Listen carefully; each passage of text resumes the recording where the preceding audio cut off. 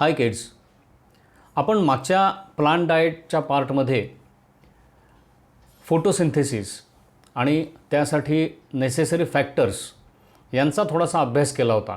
Plants स्वतःचं food स्वतः कसं तयार करतात ह्याचा आपण थोडासा अभ्यास केला होता. आता आपण त्यावेळी दोन प्रकार बघितले होते की ऑटोट्रॉफ्स आणि हेटेरोट्रॉफ्स. तर काही प्लांट्ससुद्धा असे आहेत की जे हेटेरोट्रॉफ्स आहेत. काही प्लांट्स असे आहेत की जे फूडसाठी इतर ऑर्गॅनिझम्सबरोबर इंटरॅक्ट होतात, त्यांची रिलेशन्स डेव्हलप होतात. त्याच्यामध्ये पण बरेच प्रकार आहेत. ते कुठले कुठले प्रकार आहेत ते आपण आज ह्या पार्टमध्ये बघूयात. Interaction of plants with other organisms for food म्हणजे काय, तर प्लांट्स जे आहेत हे इतर ऑर्गॅनिझम्सबरोबर फंगाय, बॅक्टेरिया किंवा इतर प्लांट्स, इन्सेक्ट्स यांच्याबरोबरसुद्धा इंटरॅक्ट होत असतात.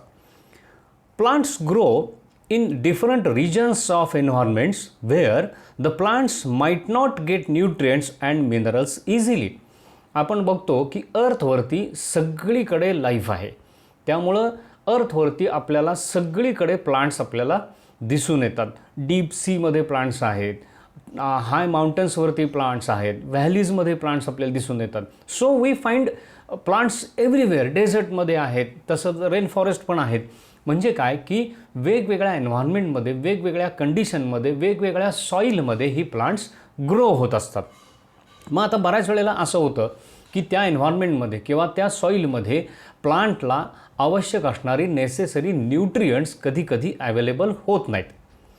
As plants are non locomotive or have limited locomotion, they have to find another way to obtain nutrients and minerals. बघा, तुम्ही आपण फूडसाठी किंवा ॲनिमल्स फूडसाठी इकडं तिकडे आपण मूव्ह होत असतो. बेसिकली मूव्हमेंट जी आहे ॲनिमल्सची ही to gather or to get the food ह्याच्यासाठीच असते. पण प्लांट्सला तो चान्स नाही आहे. प्लांट्स नॉन लोकोमोटिव्ह आहेत, म्हणजे दे कॅनॉट मूव्ह किंवा they cannot shift from their place, they cannot leave their place. मग ह्यासाठी त्यांना काय करावं लागतं, हे जे न्यूट्रियंट्स आणि हे जे मिनरल्स जे त्यांना मिळत नाहीत त्यासाठी त्यांना इतर काही वेज ॲडॅप्ट करावे लागतात. To deal with this problem plants develop partnership with other organisms. मग हा जो त्यांना प्रॉब्लेम आहे त्यासाठी ते काय करतात, ह्या प्रॉब्लेमवरती ते काय सोल्युशन काढतात, तर ते हे न्यूट्रियंट्स, हे मिनरल्स देणारे दुसरे ऑर्गॅनिझम्स जे कोणी आहेत त्यांच्याबरोबर आपली पार्टनरशिप डेव्हलप करतात, एक रिलेशन डेव्हलप करतात. Some plants exploit these organisms while others kill smaller organisms to gain nutrition. आता ह्याच्यात सुद्धा प्रकार आहेत. काही प्लांट्स आहेत, ही प्लांट्स त्या ऑर्गॅनिझम्सचा आपल्यासाठी वापर करून घेतात किंवा इन टर्न त्यांना काहीतरी हेल्प करतात, त्यांच्याकडनं हेल्प घेतात, त्यांना हेल्प करतात. काही बाबतीत तुम्ही जर बघितलं तर ही प्लांट्स आहेत ती इतर ऑर्गॅनिझम्सना किल करतात, म्हणजे दे प्रे देम आणि त्यांची शिकार करतात किंवा त्यांना मारतात आणि त्यांच्यापासून ही न्यूट्रियंट्स मिळवतात. असं 2-3 प्रकारे प्लांट्स आपली न्यूट्रियंट्स आणि मिनरल्सची नीड जी आहे ती इतर ऑर्गॅनिझम्सकडनं फुलफिल करताना आपल्याला दिसून येतात. थोडं डिटेल्समध्ये आपण बघूया. पहिलं आहे friendly interactions with other organisms. काही ऑर्गॅनिझम्सबरोबर प्लांटची एकदम फ्रेंडली रिलेशन्स असतात. बघा, तुम्हीसुद्धा आता स्कूलमध्ये असता, तुमचे फ्रेंड्स असतात, तुम्ही गिव्ह अँड टेक करत असता, गोष्टी शेअर करत असता. एकाकडे पेन्सिल असते, एकाकडे रबर असतं, मग तुम्ही त्या दोन्ही गोष्टी एकमेकांशी शेअर करता किंवा टिफिन्स तुम्ही एकमेकांशी शेअर करता. तसंच प्लांट्ससुद्धा जी आहेत ही काही ऑर्गॅनिझम्सबरोबर फूडसाठी फ्रेंडली इंटरॅक्शन ठेवत असतात. Plants live with other organisms for a long time such that they benefit each other. This kind of relationship is known as symbiotic relationship. Plants जी आहेत ही इतर ऑर्गॅनिझम्सबरोबर लाँग टर्म रिलेशन डेव्हलप करतात. मग ह्याच्यामध्ये काय असतं, तो ऑर्गॅनिझम जो आहे दुसरा, तो ऑर्गॅनिझम त्या प्लांट्सची न्यूट्रियंट्स आणि मिनरल्सची नीड फुलफिल करत असतो आणि इन टर्न ते प्लांट त्या ऑर्गॅनिझमला फूड प्रोव्हाइड करत असतं. म्हणजे काय, ह्याच्यामध्ये जर तुम्ही बघितलं तर होस्ट आणि गेस्ट किंवा दोन्हीही पार्टी ज्या आहेत ते प्लांट आणि ते ऑर्गॅनिझम ह्या दोघांनाही त्यांच्या रिलेशनशिपचा बेनिफिट मिळत असतं. म्हणून याला म्हटलं जातं friendly relationship and that is called symbiotic relationship. अशा 3 रिलेशनशिप आपण ह्या चॅप्टरमध्ये बघणार आहेत. पहिला आहे रायझोबियम, दुसरा आहे मायकोरायझा आणि थर्ड आहे लायकेन. त्यातलं पहिलं आपण बघूया rhizobium. What is rhizobium? Rhizobium is nothing but nitrogen fixing bacteria. Plants along with carbohydrates need proteins, minerals and other nutrients for growth. जसं आपल्याला ग्रोथसाठी प्रोटीनची आवश्यकता असते, आपण 6th स्टँडर्डमध्ये बघितलेलं आहे, तसं प्लांटनासुद्धा ग्रोथसाठी, त्यांच्या बॉडीची ग्रोथ होण्यासाठी त्यांनासुद्धा प्रोटीनची गरज असते. Plants need nitrogenous substances to make protein. आता प्रोटीन तयार करण्यासाठी प्लांटला नायट्रोजिनस सबस्टन्सेस लागतात.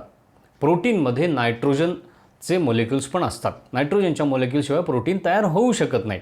मग हे नायट्रोजन जे आहे, तुम्हाला माहिती आहे एअरमध्ये 70% नायट्रोजन आहे, पण हा नायट्रोजन प्लांट्स डायरेक्ट घेऊ शकत नाही. त्यासाठी त्या नायट्रोजनचं सोल्युबल सॉल्टमध्ये किंवा सोल्युबल फॉर्ममध्ये त्याचं ट्रान्सफॉर्मेशन व्हावं लागतं. म्हणजे तो पाण्यामध्ये सोल्युबल झाल्यानंतरच प्लांट्स ते नायट्रोजन घेऊ शकतात. Many plants absorb nitrogen through roots from soil in the form of nitrate ions or ammonium ions. हे जे प्लांट्स आहेत हे काय करत असतात की सॉईलमध्ये जे काही नायट्रेट आयन्स असतात किंवा अमोनियम आयन्स असतात ते पाण्यामध्ये डिझॉल्व झाल्यानंतर ते रूटमधनं ते ॲब्झॉर्ब करून घेतात आणि they use it to make proteins. In soil and environment with nitrogen deficiency, plants make partnership with nitrogen fixing bacteria to obtain nitrogenous substances. आता हे जे नायट्रेट किंवा अमोनियम आयन्स जे आहेत हे प्रत्येक सॉईलमध्ये अवेलेबल असतील का? Not necessary. काही सॉईल अशी असते की जिथं हे सोल्युबल फॉर्ममध्ये नायट्रोजन अवेलेबल नसतो. मग अशा वेळी हे प्लांट्स काय करतात? They make a friendship with certain type of bacterias. आता हे जे बॅक्टेरिया आहेत हे बॅक्टेरिया काय करत असतात तर एअरमधला जो नायट्रोजन आहे तो घेतात आणि त्याचं नायट्रेट किंवा अमोनियम आयनमध्ये त्याला फिक्स करतात की जे आयन्स प्लांट्सला इझिली ॲब्झॉर्ब करता येतात आणि प्रोटीनसाठी वापरता येतात. इन टर्न ते बॅक्टेरिया काय होतं? इन टर्न प्लांट त्या बॅक्टेरियांना फूड प्रोव्हाइड करतं. म्हणजे बघा इथे कसं आहे, प्लांट नायट्रोजन हवेतनं डायरेक्ट घेऊ शकत नाही. मग काय, हे बॅक्टेरिया त्यांना हेल्प करतात तो नायट्रोजन प्रोव्हाइड करण्यासाठी. प्लांट तो नायट्रोजन घेतात, फोटोसिंथेसिसमधनं कार्बोहायड्रेट्स तयार करतात, नायट्रोजन घेऊन प्रोटीन्स तयार करतात आणि ते कार्बोहायड्रेट्स ते प्रोटीन्स ते बॅक्टेरियांना फूड म्हणून हेल्प करतात. म्हणजे ह्याच्यामध्ये जर तुम्ही बघितलं तर हे प्लांट आणि हे बॅक्टेरिया ह्या दोघांनाही ह्या रिलेशनशिपचा बेनिफिट होतो. This kind of relationship is common between leguminous plants and bacteria rhizobium. इथं पिक्चरमध्ये खाली तुम्हाला दिसतंय बघा, त्या प्लांटची जी रूट्स दाखवलेत त्याच्यावरती अशा नोड्यूल्स तुम्हाला दिसतील. ह्या नोड्यूल्स काय आहेत तर ह्या नोड्यूल्समध्ये हे बॅक्टेरिया राहत असतात आणि ते काय करतात, एअरमधला नायट्रोजन घेऊन तो फिक्स करतात आणि थेट तो प्लांट्सना नायट्रेट आयन्स किंवा अमोनियम आयन्सच्या फॉर्ममध्ये सप्लाय करतात. त्याच्या खाली आणखीन एक तुम्हाला पिक्चर दाखवलेला आहे ज्याच्यामध्ये ते जे नोड्यूल आहे त्याचा क्रॉस सेक्शन दाखवला आहे आणि त्याच्या आतमध्ये तुम्ही जर बघितलं तर तिथं ते कसं बॅक्टेरियांच्या कॉलनीज असतात हे तिथं चित्रामध्ये दाखवलेलं आहे. तर हा झाला पहिला प्रकार, nitrogen fixation by rhizobium.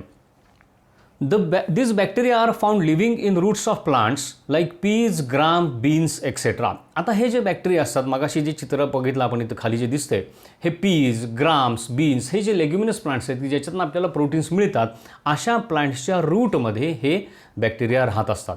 रायझोबिया take in nitrogen from air and convert it into soluble nitrogenous substances. मी मगाशी म्हटलं तसं हे रायझोबिया काय करत असतात, एअरमधनं नायट्रोजन घेतात आणि त्यांचं कन्व्हर्जन सोल्युबल नायट्रोजनस सबस्टन्सेसमध्ये करतात. मग हे सबस्टन्स वॉटरमध्ये सोल्युबल झाल्यानंतर प्लांट्स इझिली त्यांच्या रूटमधनं ते ॲब्झॉर्ब करून घेऊ शकतात.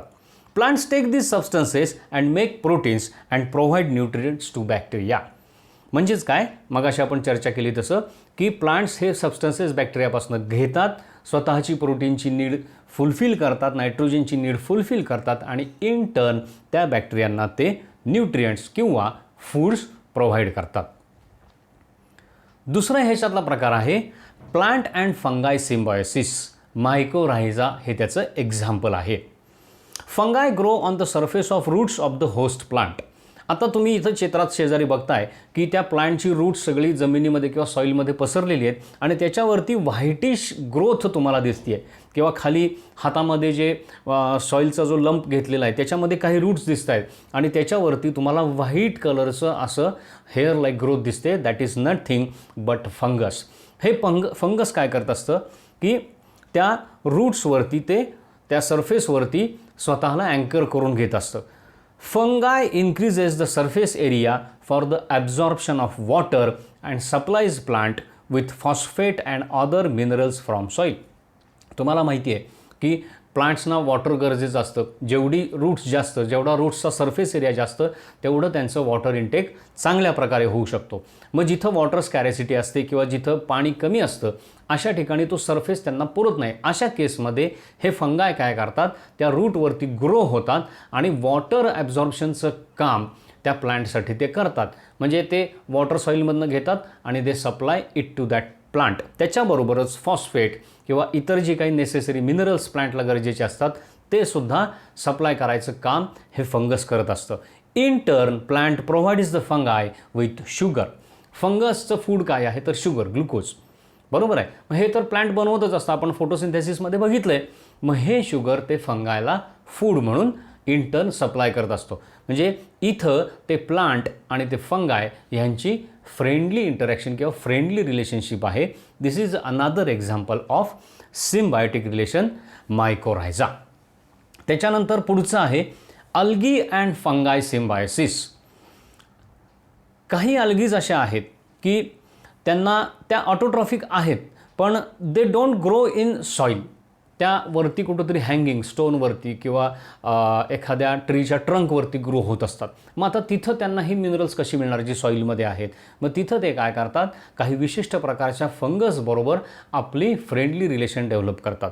ही फंगस काय करतात की हे फंगस किंवा हे बॅक्टेरिया जे आहेत हे बॅक्टेरिया त्या अल्गीला काही न्यूट्रिएंट सप्लाय करतात आणि इन टर्न ती अल्गी त्या फंगस किंवा त्या बॅक्टेरियाला फूड सप्लाय करत असते.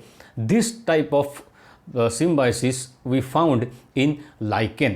इथं चित्रामध्ये तुम्हाला 2 वेगवेगळ्या प्रकारचे लायकेन्स दाखवलेले आहेत. लायकेनमध्ये भरपूर प्रकार आहेत. तुम्ही बघितलेलं असेल, तुम्ही जर फॉरेस्टमध्ये किंवा शेतात किंवा असं जर गेलात तर ट्री ट्रंकवरती असे हिरवे पॅचेस किंवा व्हाईट ब्राउनिश व्हाईट कलरचे पॅचेस दिसतात. That is nothing but fungus. Lichen. लक्षात आलं. तर हे fungus helps algae in absorption of water and minerals from soil. Fungus काय करत असतं, त्या अल्गीला वॉटर आणि मिनरल्स त्या सॉईलमधनं ॲब्झॉर्ब करून सप्लाय करायचं काम करत असतं. While the algae provides the fungus with food prepared. म्हणजे आणि इन टर्न अल्गी काय करत असतं, अल्गी ऑटोट्रॉफिक आहे, ग्रीन प्लांट आहे. अल्गी काय करत असतं, ते मिनरल्स ते वॉटर यूज करून जे काही फूड तयार होतं ते त्या फंगसला सप्लाय करत असतं. Lichens are found in most extreme environments like Arctic, tundra, hot deserts, rain forest and rocky coasts. Lichens कुठं सापडतात आपल्याला, जी एकदम एक्स्ट्रीम कंडिशनमधले जी काही एन्व्हायरमेंट्स आहेत, आर्क्टिक रिजन किंवा टुंड्रा ज्याला म्हणतो आपण त्या रिजनमध्ये, डेझर्ट रिजनमध्ये, हेवी रेन फॉरेस्ट म्हणजे ॲमेझॉन किंवा काँगो रिव्हर बेसिन जे आहे अशा रेन फॉरेस्टमध्ये, रॉकी कोस्ट्समध्ये म्हणजे तिथं बीचेस जे आहेत ते सगळे रॉकी आहेत, अशा ठिकाणी आपल्याला ही लायकेन्स बघायला मिळतात. आता ही झाली आत्तापर्यंतची सगळी जी बघितली आपण ही फ्रेंडली रिलेशन बघितली, 3 प्रकारची बघितली. बरोबर आहे. पहिलं बघितलं रायझोबियम, दुसरं बघितलं मायकोरायझा आणि तिसरं बघितलं हे लायकेन. हे झाली फ्रेंडली रिलेशन, सिम्बायोटिक रिलेशनशिप. आता काही रिलेशनशिप जी आहेत they are not so friendly. म्हणजे काय तर ते डिपेंड असतात फूडसाठी एकमेकांवर, पण त्याच्यामध्ये one of other gets only benefit.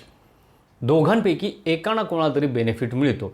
काही वेळा ही फ्रेंडशिप किंवा अशा प्रकारची रिलेशनशिप जी असते ही हार्मलेस असते, पण काही वेळा ही हार्मफुलसुद्धा असते. कसं ते आपण बघूया. Some plants depends on other plants or animals for their nutrition. काही प्लांट्स जी आहेत ही प्लांट्स न्यूट्रिशनसाठी इतर प्लांट्सवरती किंवा इतर ॲनिमल्सवरती न्यूट्रिशनसाठी डिपेंड असतात. But the host never gets benefited, rather harmed. पण ह्या केसमध्ये जो होस्ट आहे तो होस्ट त्याला कधीच बेनिफिट्स त्याची मिळत नाहीत, पण काही वेळेला नुकसान मात्र होण्याची शक्यता असते. म्हणजे ते प्लांट न्यूट्रिशनसाठी दुसऱ्या कुठल्या तरी प्लांटवर किंवा ॲनिमलवरती डिपेंड असतं. पण मगाशी आपण कसं बघितलं की तो प्लांट, ते ॲनिमल किंवा जी दोघांची फ्रेंडशिप आहे त्याच्यामध्ये दोघांनाही बेनिफिट मिळतो. पण ह्या केसमध्ये ते प्लांट जे आहे ते बेनिफिट घेत असतं. न्यूट्रिएंट्स, मिनरल्स, वॉटर हे त्या दुसऱ्या ऑर्गॅनिझमकडनं, प्लांट किंवा ॲनिमलकडनं घेत असतं. पण इन टर्न ते प्लांट त्या ऑर्गॅनिझमला काहीही देत नाही. म्हणजे वन साईड रिलेशन असतं हे. आता ह्याच्यामध्ये आपण 2-3 गोष्टी बघणार आहोत. पॅरासायटिक प्लांट्स आणि दुसरं इन्सेक्टिव्हरस प्लांट्स. त्याच्यातलं पहिलं बघूया आपण parasitic plants. Parasitic plants, these plants take some or all of their nutrition from the host plant. In this case, the host plant does not get anything from the parasitic plant.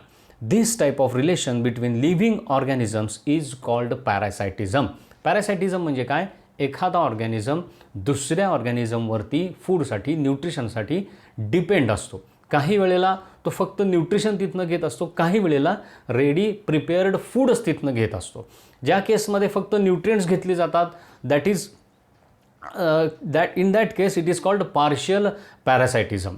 ह्याच्यामध्ये mistletoe म्हणून जे plant आहे, इथं पिक्चरमध्ये तुम्हाला दिसतंय की त्या ट्रीच्या वरती असे बंच तुम्हाला ग्रीन कलरचे दिसत आहेत.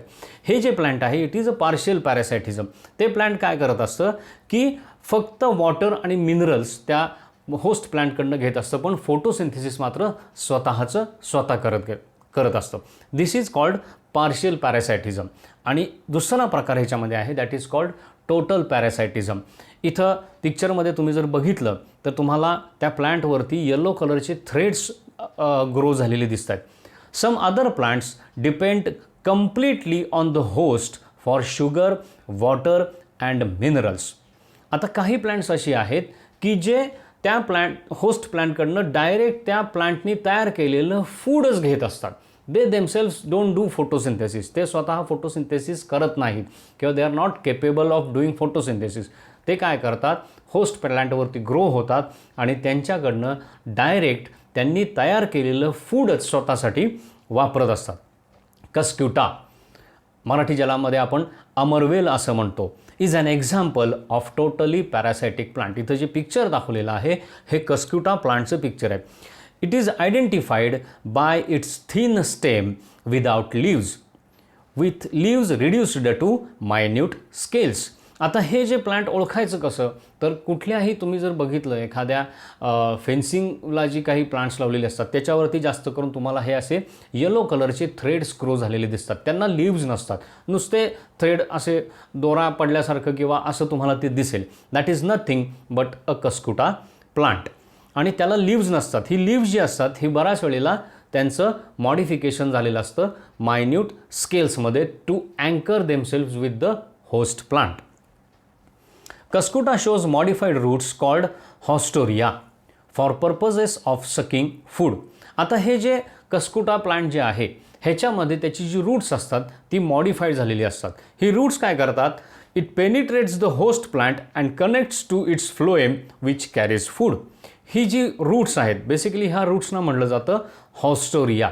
ही रूट्स काय करतात, ते त्या स्टेममधनं आत पेनिट्रेट म्हणजे स्टेम पंक्चर करून त्या होस्ट प्लांटच्या आतमध्ये स्टेममध्ये घुसतात आणि तिथनं ते थेट फ्लोएम जे असतं की ज्याच्यातनं त्या प्लांटनी तयार केलेलं फूड कॅरी केलं जातं, त्या फ्लोएमपर्यंत हे हॉस्टोरिया ग्रो होतात आणि त्या फ्लोएममधनं थेट त्या प्लांटनी तयार केलेलं फूड ह्या गेस्ट प्लांटला म्हणजे कस्कुटा प्लांटला सप्लाय करत असतात. Some examples of parasitic plants are eyebright, witchweeds, etc. These plants are great concern as they affect the plant growth. इथं एक शेजारी पिक्चर जे दाखवलेलं आहे त्याच्यामध्ये लेफ्ट कॉर्नरमध्ये खाली त्या कस्कुटा प्लांटचं हॉस्टोरिया किंवा ते जे रूट आहे ते त्या फ्लोएममध्ये आतमध्ये कसं पेनिट्रेट झालेलं आहे ते तुम्हाला बघायला मिळेल.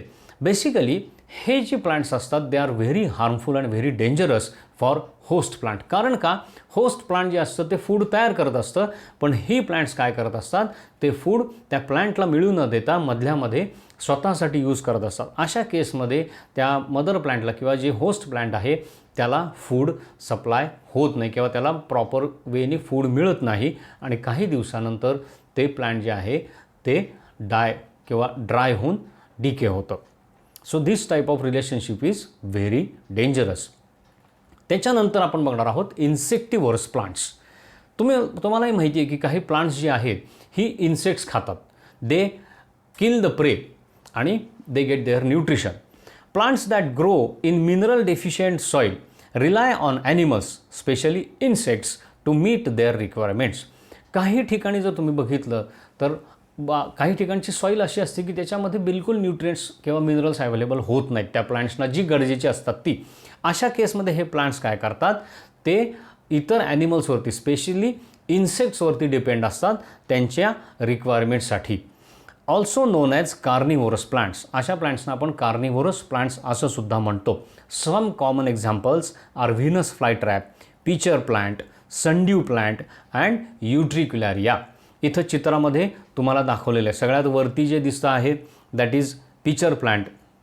त्याच्या खाली तुम्ही बघताय ते व्हीनस फ्लाय ट्रॅप आहे, त्याच्यामध्ये ती माशी अडकलेली आहे. ब्ल्यू कलरची जी आहे ती युट्रिक्युलॅरिया आहे आणि सगळ्यात खाली सनड्यू ड्रॉप हे प्लांट तुम्हाला दिसतंय. Pitcher plant is cone shape leaves filled with nectar. Pitcher प्लांटमध्ये काय असतं, त्याची जी लिव्ज असतात त्यांनी कोन शेप तयार केलेला असतो आणि त्याच्या बॉटमला तुम्हाला नेक्टर सापडतं. इथं चित्रामध्ये तुम्ही बघू शकताय तो कोन तयार झालेला आहे आणि खाली जे पिक्चर आहे त्याच्यामध्ये तुम्हाला ते बॉटमला त्याच्या नेक्टर दिसतंय.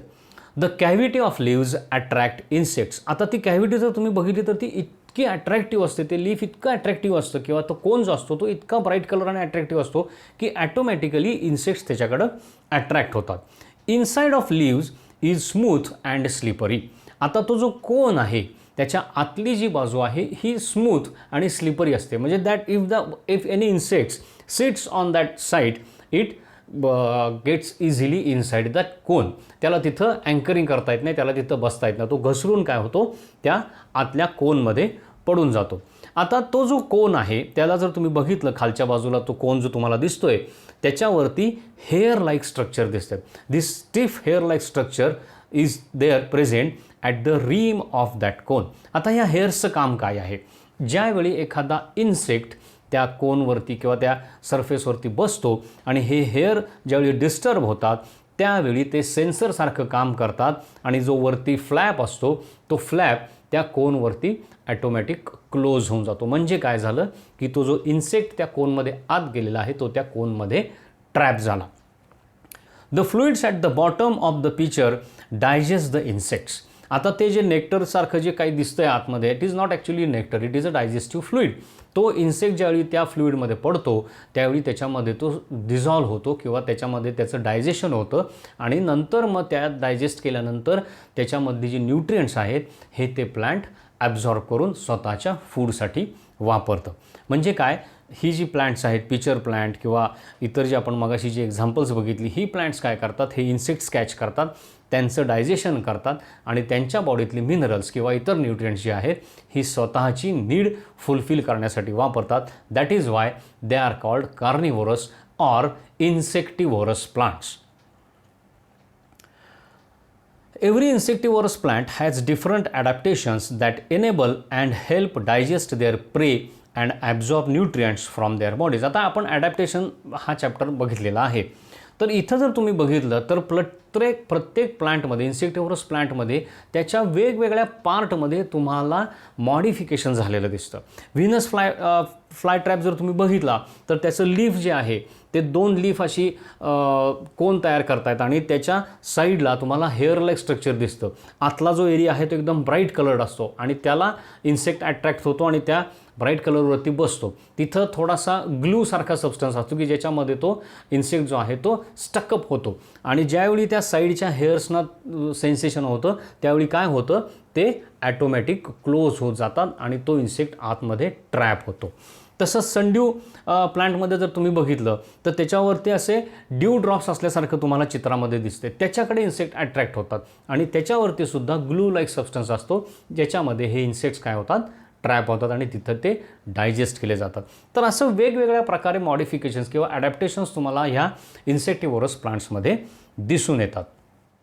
त्याच्यानंतर आपण बघणार आहोत प्लांट सॉईल इंटरॅक्शन. आता प्लांट सॉईल इंटरॅक्शन काय आहे बघा, बेसिकली न्यूट्रिएंट्स, मिनरल्स, वॉटर्स हे जे काही प्लांटला लागतं ते सॉईलमधनं हे प्लांट ॲब्झॉर्ब करत असतं. The plant absorbs water and minerals from the upper layers of the soil, which contain a wide range of living organisms which interact with each other and also with the physical environment. सॉईलचा जो top layer असतो, वरचा जो layer असतो, ह्या लेअरमधनं सॉईलच्या वरच्या लेअरमधनं ही जी plants असतात ह्यांची roots minerals water इतर न्यूट्रिएंट्स ॲब्झॉर्ब करत असतात. आता हा जो अप्पर लेअर असतो ह्याच्यामध्ये अनेक ऑर्गॅनिझम्ससुद्धा राहत असतात. लाईक वेगवेगळे बॅक्टेरियाज असतात, फंगस असतं, काही वर्म्स असतात लाईक अर्थवर्म. आता हे जे सगळे ऑर्गॅनिझम्स आहेत ते सुद्धा काय करत असतात, प्लांटशी एका वेगळ्या प्रकारे इंटरॅक्ट होत असतात. म्हणजे ह्या प्लांटचं जे ह्या ऑर्गॅनिझम्सचं जे वेस्ट आहे ते आपल्या ह्या प्लांटसाठी फूड असू शकतं. आणि त्या प्लांटमधनं जे काही रूट्समधनं काही गोष्टी ज्या सिक्रेट होतात त्या सिक्रेशन्स किंवा ते जे वेस्ट आहे ते हे ऑर्गॅनिझम स्वतःसाठी फूड म्हणून वापरत असतात. बऱ्याच वेळेला आपण बघतो की प्लांटचे डेड पार्ट्स असतात ते तिथंच सॉईलवरती पडतात, ते डिके होतात. आता डिके होतात म्हणजे काय, तर त्या सॉईलमधले बॅक्टेरिया फंगस हे ते डेड पार्ट्स स्वतःचं फूड म्हणून युटिलाइज करतात आणि they again give nutrients back to that plant. अर्थवर्मसुद्धा आपल्याला माहिती आहे, अर्थवर्मसुद्धा हे डेड ऑर्गॅनिक मॅटर स्वतःचं फूड म्हणून यूज करतं आणि त्याच्यापासून न्यूट्रिएंट्स रिलीज करतं एन्व्हायरमेंटमध्ये. Plants take in a lot of water and minerals and in turn secretions and dead organic matter from the plant support the microorganisms to grow. मग अशी मी तुम्हाला म्हटलं तसं की प्लांट जे आहे ते मिनरल वॉटर न्यूट्रिएंट्स हे सगळं सॉईलमधनं घेतं आणि इन टर्न काय करत असतं, वेगवेगळी सिक्रेशन्स रूटमधनं बाहेर पडत असतात, त्याचे डेड पार्ट्स त्या सॉईलवरती पडत असतात आणि हे सगळ्या गोष्टी आहेत हे त्या सॉईलमधले ऑर्गॅनिझम्स जे आहेत हे स्वतःचं फूड म्हणून युटिलाइज करत असतात.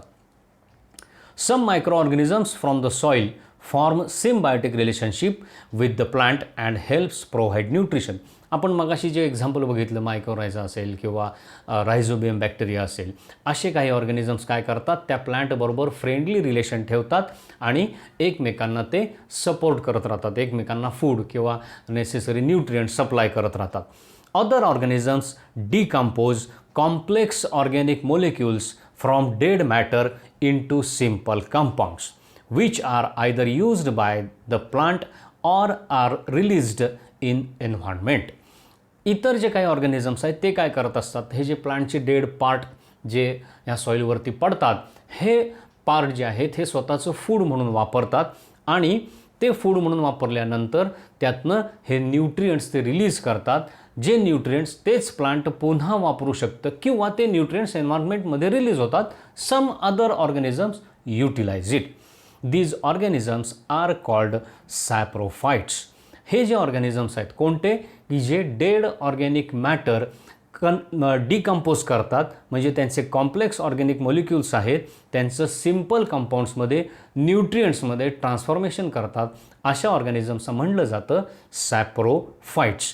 फंगाय, earthworm, mushrooms are some of the common saprophytes. कोण कोण आहेत सॅप्रोफाइट्स, तर काही टाईपची फंगस आहेत जे फंगस काय करतात, डेड ऑर्गॅनिक मॅटर फूड म्हणून वापरतात. काही मायक्रो ऑर्गॅनिझम्स आहेत, काही बॅक्टेरियाज आहेत, त्याच्यानंतर अर्थवर्म आहे.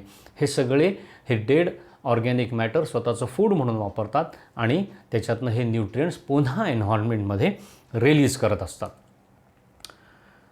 Thus the nutrients that were absorbed by the plants through soil and environment are again replenished into the environment.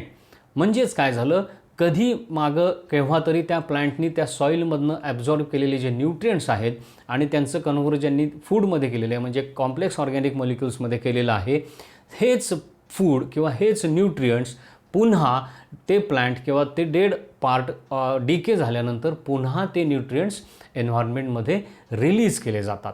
ह्याचाच अर्थ काय, त्या सॉईलमधनंच त्या प्लांटनी स्वतःची न्यूट्रिएंट्स घेतली आणि डेथ झाल्यानंतर ती न्यूट्रिएंट्स पुन्हा त्या प्लांटनी त्या सॉईलमध्येच टाकून दिली. This cycle is called nutrient cycle. म्हणजे ही न्यूट्रिएंट्स जी आहेत ही एन्व्हायरमेंटमध्ये ह्या सायकलमध्ये फिरत राहतात. आपण फूड चेन मागच्या वर्षी बघितलेली होती. प्लांट्स सॉईलमधनं न्यूट्रिएंट्स घेतात, फूड बनवतात, त्या फूडवरती इतर ऑर्गॅनिझम्स ग्रो होतात, ते स्वतःची बॉडी त्याच्यातनं डेव्हलप करतात, सेल्स डेव्हलप करतात, ते ऑर्गॅनिझम किंवा ते प्लांट्स डेड होतात, त्यांचे डेड पार्ट सॉईलवर पडतात, ते डिकम्पोज होतात आणि त्या डिकम्पोजिशन प्रोसेसमधनं त्या बॉडीमध्ये ट्रॅप झालेली जी न्यूट्रिएंट्स आहेत ही पुन्हा एन्व्हायरमेंटमध्ये रिलीज केली जातात. ही रिलीज केलेली एन्व्हायरमेंट पुन्हा कुठलं तरी प्लांट ॲब्झॉर्ब करतं, पुन्हा त्याचं फूड कन्व्हर्जन करतं आणि ही सायकल आहे ही कंटिन्युअस चालू राहते. That is called nutrient cycle. इथं एक सिम्बॉलिक इथं एक पिक्चर तुम्हाला दिसतंय ज्याच्यामध्ये थोडंफार त्यातला काही पार्ट हा दाखवलेला आहे. आता हे फक्त सॉईलमधलंच होतं का तर नाही, वॉटर, एअर सगळीकडनं हे न्यूट्रिएंट्स फिरत राहतात. Nutrient cycle at times can be slow to fulfill the plant's requirement or the soil lack in some of the nutrients or has fewer amounts of these nutrients. आता काही वेळेला काय होतं, काही ठिकाणी ही न्यूट्रिएंट्स कमी जास्त प्रमाणात अवेलेबल होतात. To fulfill the requirements of the plant and for fast growth, farmers add manure and fertilizers. मग बऱ्याच ठिकाणी काय असतं, क्रॉप्स घेतात. आता क्रॉप्सची न्यूट्रिएंट्सची रिक्वायरमेंट जास्त असते, त्यांची ग्रोथ फास्ट होणं गरजेचं असतं. मग त्या सॉईलमध्ये जर हे न्यूट्रिएंट्स कमी प्रमाणात असतील तर फार्मर्स काय करतात, मॅन्युअर किंवा फर्टिलायझरच्या फॉर्ममध्ये त्या प्लांट्सना एक्सटर्नली ही न्यूट्रिएंट्स सप्लाय करत असतात. This fertilisers contain plant nutrients like nitrogen, potassium, phosphorus etcetera. ही जी फर्टिलायझर्स असतात they are prepared chemically, synthesise केली जातात फॅक्टरीमध्ये. त्याच्यामध्ये पर्टिक्युलर प्लांटची नायट्रोजन, फॉस्फरस, कॅल्शियम किंवा पोटॅशियमची किती रिक्वायरमेंट आहे त्या पर्सेंटेजमध्ये त्या फर्टिलायझरमध्ये हे ॲड केलं जातं आणि हे डायरेक्टली त्या प्लांटला सप्लाय केलं जातं. Adding manure is better than fertilisers as it keeps soil and environments healthy. आता ही केमिकल फर्टिलायझर्स जे आहेत, after all they are chemicals, ते ज्यावेळी नेचरमध्ये जातात, सॉईलमध्ये जातात, त्यावेळी त्याचे बॅड इफेक्टसुद्धा आपल्याला भोगावे लागतात किंवा त्याचे बॅड इफेक्टसुद्धा दिसून येतात. जर पर्सेंटेज जास्त झालं फर्टिलायझरचं, after all they are chemicals, तर ते प्लांट ग्रोथवरती हार्मसुद्धा करू शकतात. सो व्हॉट इज बेटर, जे मॅन्युअर आहे, ऑर्गॅनिक मॅटर डिकम्पोज करून तयार झालेलं जे मॅन्युअर आहे that is always better for plants to grow. कारण का तर त्याच्यात नॅचरल प्रोसेसनीच प्लांटला गरजेची न्यूट्रिएंट्स तयार केलेली असतात. Sometimes farmers also grow different crops in the same field to replenish nutrients and minerals and enrich the soil. ह्याला म्हटलं जातं क्रॉप रोटेशन. म्हणजे एकदा लेग्युमिनस प्लांट्स तिथं ग्रो करायची, त्याच्यानंतर दुसरं प्लांट ग्रो करायचं. ह्यानी काय होतं, त्या सॉईलमधली जी न्यूट्रिएंट्स आहेत ही सायकल कंटिन्युअस चालू राहते, ती ब्रेक होत नाही. लेग्युमिनस प्लांट काय करतात, दुसऱ्या प्लांटला आवश्यक असणारे न्यूट्रिएंट्स त्या सॉईलमध्ये रिलीज करतात. ते दुसरी प्लांट्स काय करतात, त्या लेग्युमिनस प्लांटला आवश्यक असणारी न्यूट्रिएंट्स त्या सॉईलमध्ये मिक्स करतात. त्यामुळे रोटेशन क्रॉप्स घेतली की बऱ्यापैकी त्या सॉईलमध्ये ही न्यूट्रिएंट्स कंटिन्युअस अवेलेबल होऊ शकतात. So friends, this is the end of chapter plant diet. आता ह्या चॅप्टरमध्ये आपण बऱ्याच गोष्टी शिकलो. काय काय शिकलो तर what is photosynthesis, plants photosynthesis कसं करतात, फोटोसिंथेसिससाठी त्यांना काय काय फॅक्टर्स गरजेचे असतात ते आपण बघितले, त्याचे एक्सपेरिमेंट्स बघितले पार्ट 1मध्ये. त्याच्यानंतर ह्या सेकंड पार्टमध्ये आपण बघितलं की जी प्लांट इतर ॲनिमल्स किंवा ऑर्गॅनिझम्सवरती फूड किंवा इतर न्यूट्रिएंट्ससाठी डिपेंड्स असतात, त्यांच्यात इंटरॅक्शन्स कशा असतात. काही फ्रेंडली इंटरॅक्शन आहेत, काही नॉन फ्रेंडली इंटरॅक्शन्स आहेत, पॅरासायटिक, सिम्बायोटिक, त्या आपण बघितल्या. त्याच्यानंतर प्लांट सॉईल इंटरॅक्शन कशी होते हे आपण ह्याच्यामध्ये बघितलं आणि फायनली न्यूट्रिएंट सायकल आपण ह्याच्यामध्ये बघितलं. हे सगळं मटेरियल आपल्याला आपल्या पोर्टलवरती अपलोड केलेलं आहे, ते बघा. हे व्हिडिओज पुन्हा एकदा बघा, पार्ट 1चा व्हिडिओ पुन्हा एकदा बघा आणि हे वर्कशीट्स आणि ह्या टेस्ट सगळ्या सॉल्व करा, सगळे क्वेश्चन अटेम्प्ट करा. काही तुम्हाला अडचण आली तर पुन्हा हे व्हिडिओज बघा, त्याचं PPT पण आपण तिथं लोड केलेलं आहे, पॉवर पॉईंट प्रेझेंटेशन, ते पण बघा आणि सॉल्व करायचा प्रयत्न करा. So this is the end of chapter plant diet nutrition in plants. Thank you.